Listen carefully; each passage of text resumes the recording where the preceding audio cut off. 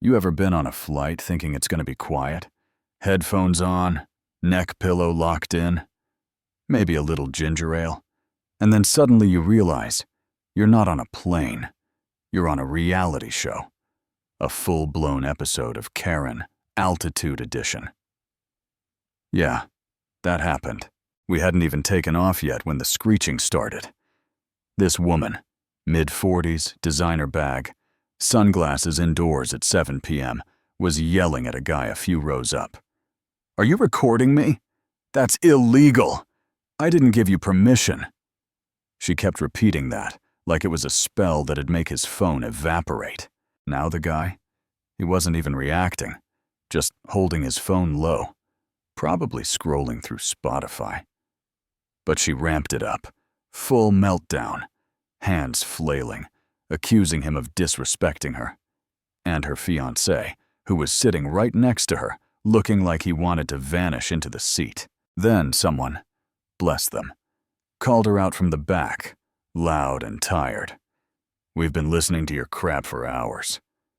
That's when things snapped. She turned around, shocked that the world wasn't bowing to her drama. But you know what? That was just Act 1. We finally landed, and the seatbelt sign pinged off.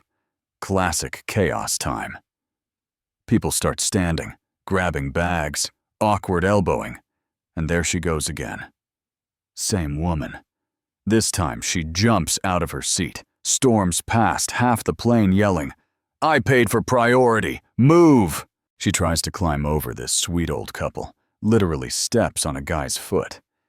One dude stands and calmly blocks her path, says, "We're all getting off. Just wait your turn."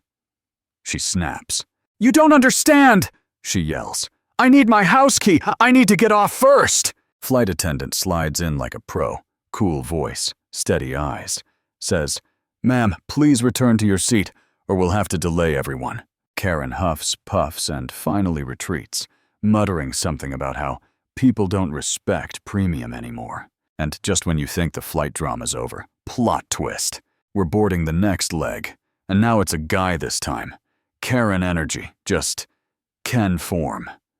He straight up swipes one of those fancy mint-scented masks from the front cabin like it's a free sample. Flight attendant catches him, says, "Sir, that's not yours. That's for mint passengers only." And he goes off, starts ranting about how unfair it is, how he didn't get one, and how he needs it more than anyone else. Starts accusing the crew of discrimination, claiming comfort equality, like that's even a thing. Attendant looks him dead in the eye, says, "You're not entitled to steal, sir." Boom. Whole row chuckles. He sulks, mutters, and hands it back like a teenager caught sneaking a beer. Now let me back up a sec, because I haven't even told you about the woman who missed her flight. Picture this. Airport gate. Flight about to leave. And she runs up dragging a stroller, screaming, "We were right here! You saw us!" The gate agent, calm as a monk, tells her, "Ma'am, the door is closed. We announced the final call 3 times. She drops to her knees, literally, and starts begging. "Where am I supposed to go with my 7-year-old? And here's the kicker. People saw her 15 minutes ago, chillin', sipping a smoothie like she had all the time in the world.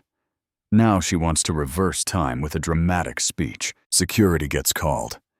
She starts yelling about injustice and motherhood, and they calmly escort her out. No tears changed the rules. That gate stayed shut. But hey, if you think that was peak drama, buckle up. On the last flight, packed plane, tired people just wanting to get home, and this one guy decides seat numbers are optional. He plops himself in 13D, even though his ticket clearly says 21B. The woman whose seat it actually was asks him, "Sorry, I think this is mine." And he just explodes. "Don't talk to me like that, you bipoissois." Like, full volume, totally unprovoked.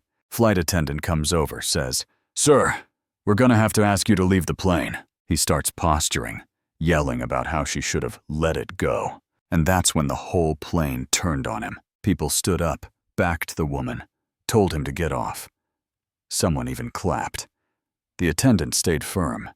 "You're done, sir." He got booted. Whole cabin erupted in applause. Even the pilot cracked a smile.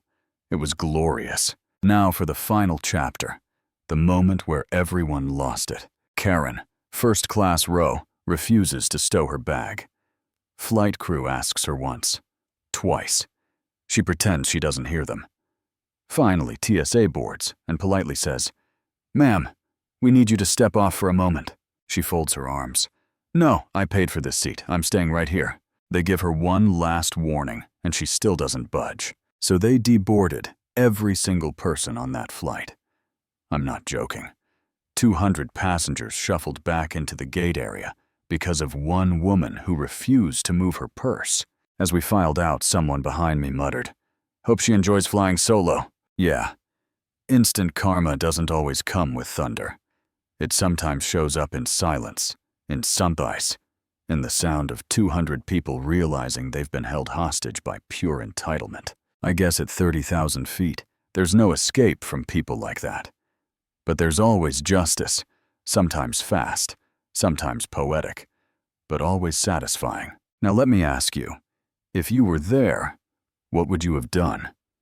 Pulled out your phone? Said something? Or just grabbed popcorn and watched? Let me know in the comments. Who deserved the biggest slice of karma? And don't forget to like this video. Share it with your friends and hit that subscribe button if you love watching Karens get grounded. Literally.